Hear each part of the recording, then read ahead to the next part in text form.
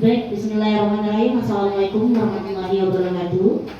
Waalaikumsalam warahmatullahi wabarakatuh. Ya, selamat sore. Terima kasih sebelumnya sudah bersedia untuk hadir di ruangan ini, di mana pada hari ini di ruangan ini kita akan mengidentifikasi secara kolaboratif bersama warga sekolah lainnya tentang aset, kekuatan, sumber daya yang dimiliki sekolah. Ya, di sini kita berkumpul. Selain saya sebagai calon guru bergerak, ada perwakilan guru dan juga ada perwakilan di sini ada wakil kurikulum juga sebagai perwakilan ibu PLT kita yang sedang ada kegiatan di luar. Ada ibu komite, ada perwakilan orang tua dan juga ada tokoh masyarakat. Nah, di sini saya ingin mengajak Bapak Ibu untuk berdiskusi bersama mengenai aset atau kekuatan yang kita miliki di sekolah kita. Nah, pertama-tama di sini yang harus kita pahami, ternyata selama ini kita itu mengalami miskonsepsi mengenai aset sekolah. Jadi aset sekolah itu bukan hanya sekedar peralatan atau perlengkapan yang kita miliki di sekolah, yang dibeli, yang disimpan di sekolah. Jadi aset sekolah itu sebenarnya luas, Bapak Ibu. Ya, luas sekali. Nah, di sini nanti ada beberapa macam aset yang ternyata termasuk aset sekolah kita. Ya, dia ada aset manusia, ada aset lingkungan dan budaya, ada aset agama dan budayaan, ada aset lingkungan, ada juga aset keuangan. Nah, jadi nanti kita bersama-sama untuk berdiskusi mengenai aset yang dimiliki oleh sekolah kita. Ya.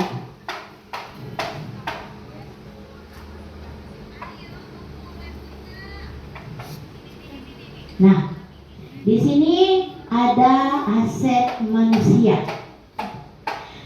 Ternyata aset yang dimiliki sekolah kita ini adalah kita memiliki aset manusia yang sangat membantu kegiatan pembelajaran kita di sekolah. Yang pertama yaitu usia guru kita, ya guru-guru kita ini berada di usia 25 hingga 50 tahun. Itu merupakan aset utama sebenarnya di sekolah kita, karena guru-guru inilah yang berperan untuk mengajar anak didik kita. Nah, dan ternyata di sekolah kita, jika kita persentasekan, itu sekitar 26% guru-guru kita telah bersertifikasi. Kemungkinan akan beranjak ke 50% ya Pak Lobi. Nah, sekitar 50 atau lebih dari 50% rekan-rekan guru kita akan bersertifikasi, karena beberapa guru sudah dinyatakan lulus PPG, di mana nanti akan mendapatkan sertifikat profesional atau sertifikasi seperti itu. Berarti nanti akan bertambah atau lebih dari 26%. Kemudian kita juga memiliki komite. Di sini kebetulan ada ketua komite kita, Ibu Wahyuningsi, SPD. Nah, komite sekolah yang terlibat aktif, alhamdulillah komite sekolah kita ini sangat aktif membantu dalam kegiatan-kegiatan yang kita lakukan di sekolah. Dan ternyata komite yang aktif demikian merupakan aset sekolah kita juga. Nah, kemudian di sini juga kita memiliki jumlah siswa kurang lebih 500 siswa dengan karakteristik yang beragam. Sebenarnya karakter siswa yang beragam ini itu sudah merupakan aset yang dapat kita gunakan untuk proses pembelajaran di sekolah. Jadi kita bisa mengambil pembelajaran mengenai keberagaman suku, keberagaman budaya, tentang kesatuan dan persatuan. Itu bisa kita ambil contoh dari anak-anak kita sendiri yang memiliki begitu banyak keberagaman, baik itu keberagaman budaya, suku, dan agama. Kemudian juga ada kolaborasi dengan komite terkait tentang kemajuan sekolah, itu termasuk aset. Nah, dari aset manusia yang tertera di depan, apakah Bapak Ibu ada berpikir bahwa oh ternyata ada loh aset manusia yang lain? Ada nggak kira-kira yang bisa dimasukkan ke dalam salah satu aset sekolah kita dalam bentuk manusia? Ada nggak? Kita belajar berdiskusi nih. Anak-anak sudah pandai berdiskusi. Sekarang kita, para orang tua dan gurunya, berdiskusi mengenai aset. Sebenarnya saya terpikir lagi salah satu unsur manusia yaitu orang tua. Orang tua siswa juga merupakan aset sekolah yang sangat penting.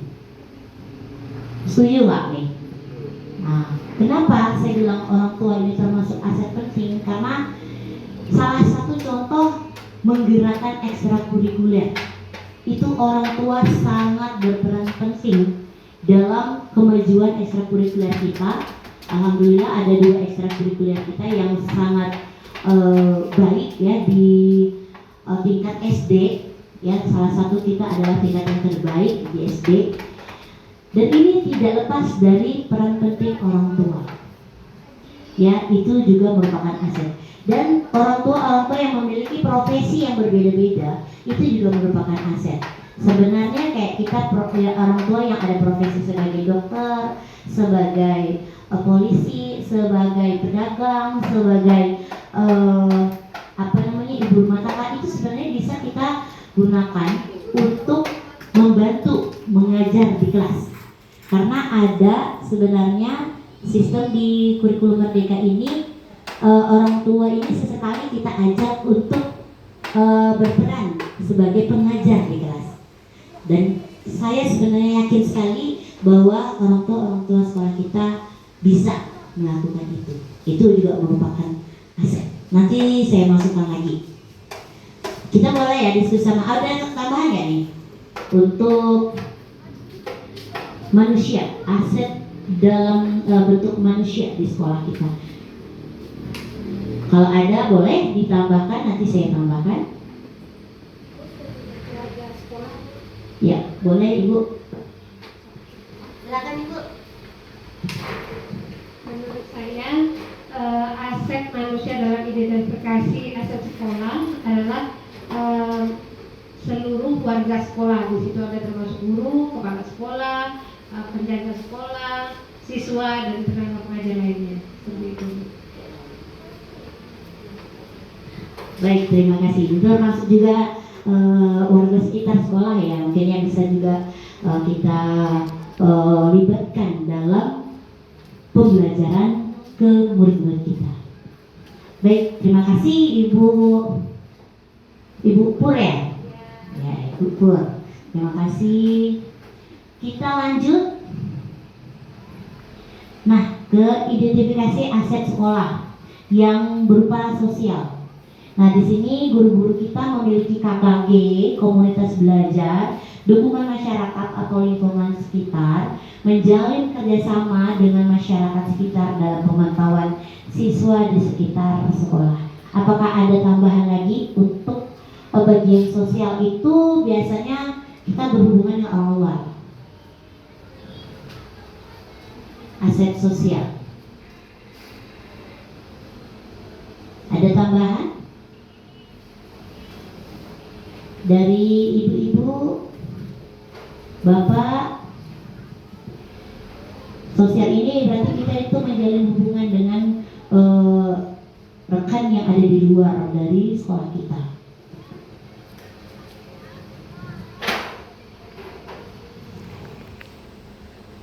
Misalnya kita itu memiliki warga sekitar kita yang mungkin di sebelah sini kita bisa bekerja sama untuk ketika kegiatan pelajar mengajar, kita meminta untuk tetap tenang dan bisa mendukung itu gitu. Jadi tidak melakukan pekerjaan ketika siswa kita itu sedang aktif belajar. Maksudnya itu pekerjaan yang membuat gaduh gitu. Ada tambahan? Bapak Ibu?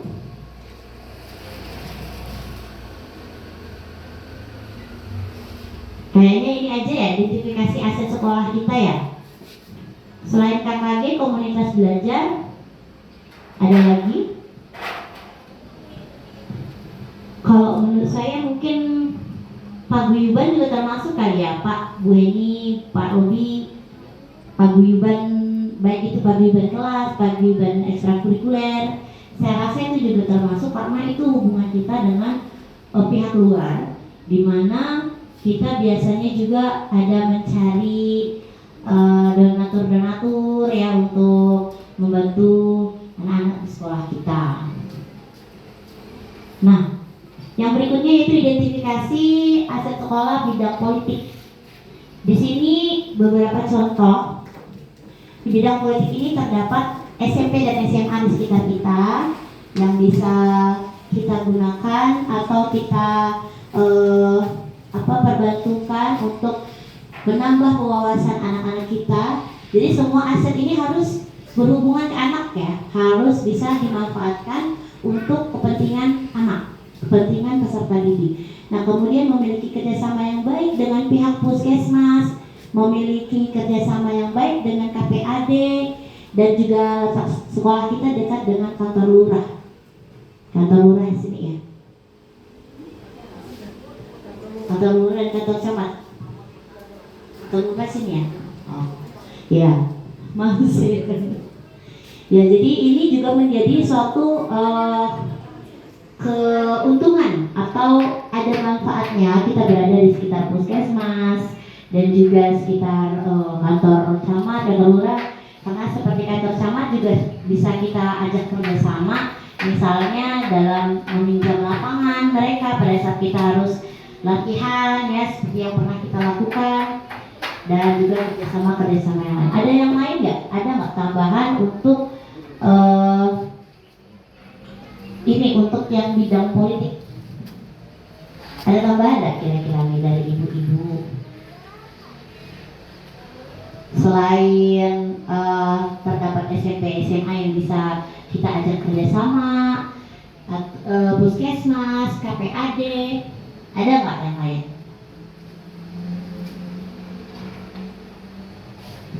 Kira-kira kalau misalnya anak kita bermasalah, boleh nggak kita kerjasama dengan kantor polisi?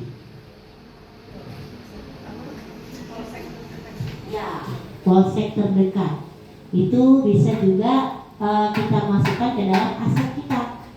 Jadi kita bekerja sama dengan polsek terdekat. Misalnya sekolah kita ini kan lumayan ya rawan karena tidak memiliki pagar yang baik atau pagar yang memadai, sehingga sering masuk orang tanpa bisa kita cegah secara maksimal. Dan itu kita bisa bekerja sama dengan pihak kepolisian seperti yang pernah dilakukan oleh keamanan kita. Ada anak-anak ngumpul-ngumpul di bagian depan ya, bagian depan anak-anak ngumpul dan membuat sesuatu yang mencurigakan, dilaporkanlah, dan alhamdulillah sangat membantu. Berarti kita tambahkan kerjasama dengan polsek terdekat. Baik. Nah, identifikasi aset sekolah di bidang agama dan budaya. Nah, di sini seperti yang tertera ini ada masyarakat yang religius dan banyak tokoh agama di sekitar kita. Karena kita dekat dengan masjid ya. Di sini masjid ada berapa, kalau misalnya itu saut-sautan gitu. Di situ tentu ada tokoh-tokoh agama yang terkadang bisa membantu kita. Terus juga kita biasanya mengadakan kegiatan keagamaan di masjid-masjid terdekat ya. Kemudian kreativitas siswa yang tinggi yang seperti seni tari, bela diri dan lain-lain, seperti yang pernah ditampilkan di acara perpisahan anak-anak kita. Kemudian para siswa maupun teknik terdiri dari berbagai suku dan agama, itu juga termasuk aset di bidang agama dan budaya. Serta terdapat masjid yang letaknya berdekatan dengan sekolah kita. Itu suatu aset. Ada tambahan enggak? Untuk bagian bidang agama dan bidang kebudayaan. Mungkin adakah di sekitaran kita ini tempat-tempat wisata budaya? di sekitaran sekolah kita ada nggak wisata budaya yang kita miliki di sekitaran kita? Rumah Radang, ya benar Ibu. Rumah Radang berarti kita bisa masukkan di sini ada rumah-rumah adat ya, rumah Radang, rumah Melayu, ya itu masuk ke dalam unsur budaya dan itu tidak jauh sebenarnya bisa kita ajak anak-anak kita jalan sesekali belajar di rumah Radang itu sebenarnya boleh. Oke, kita akan tambahkan nanti ya rumah adat. Nah ini dalam aset dalam bentuk fisik kita punya gedung A dan gedung B, ruang di mana terdapat ruang kelas, ruang kepala sekolah, ruang guru, dapur, UKS, musola, dan lain-lain. Kemudian kita punya perpustakaan, kita punya area olahraga, lapangan. Kemudian kita punya listrik dan wifi yang lancar, ada lapangan parkir. Apalagi nih kira-kira bentukan fisik kita, aset fisik kita. Benar, kantin sekolah juga termasuk aset karena kantin ini juga menjamin bagaimana apa yang dikonsumsi anak kita, apakah sehat, apakah tidak, sangat berpengaruh. Maka kantin juga termasuk aset. Koperasi, benar, koperasi dan juga sarana prasarana ya bisa seperti kursi, meja kita yang kita miliki. Oke, terima kasih atas masukannya. Kita lanjut ke bagian lingkungan alam. Nah, di sekolah kita ini lingkungan alamnya, kita memiliki lokasi sekolah yang terdapat sungai besar di depan. Sebenarnya ternyata sungai besar itu bisa kita manfaatkan untuk pembelajaran anak. Kita bisa ajak anak-anak sesekali belajar di tepian sungai dan bisa kita ajarkan bagaimana sungai ini bersihkah tidak, apa aja pemanfaatan sungai kita, ya seperti itu sebenarnya. Itu bisa. Dan terdapat beberapa tanaman di lingkungan sekolah kita yang kita tanam, yang memang sudah ada guru-guru tanam. Anak-anak kita P5 kemarin ada menanam sayur, berkebun sayur. Nah, kemudian aset finansial. Ternyata finansial ini juga termasuk aset, ibu-ibu. Ya, jadi bukan hanya barang-barang, termasuk dana BOS, dana penghasilan koperasi sekolah dan juga penghasilan kantin itu termasuk aset sekolah. Sebenarnya dana BOS, koperasi sekolah dan kantin ini harus bisa saling bekerja sama untuk kepentingan siswa. Ada lagi nggak ya kira-kira dana finansial? Infak, oh ya masih infak, benar, nanti saya masukkan infak. Kemudian mungkin seperti dana-dana donatur ya, donatur dari orang tua siswa, termasuk untuk ekskul itu kan termasuk dana donatur ya dari orang tua siswa ya. Jadi itu menurut saya juga termasuk aset finansial. Nah, baik. Nah, itulah beberapa aset yang kita miliki yang ternyata selama ini kita pikir aset itu cuma barang-barang yang dibeli oleh pihak sekolah, disimpan di sekolah, maka itulah yang dinamakan aset. Ternyata aset itu merupakan banyak hal yang berhubungan dengan sekolah kita dan bisa kita manfaatkan untuk kepentingan pembelajaran siswa. Jadi sebelum saya tutup nih, saya minta satu aja untuk salah satu dari ibu-ibu untuk menyampaikan kesimpulan apa sih, apa yang didapat dalam diskusi kita hari ini. Boleh mungkin Ibu Komite?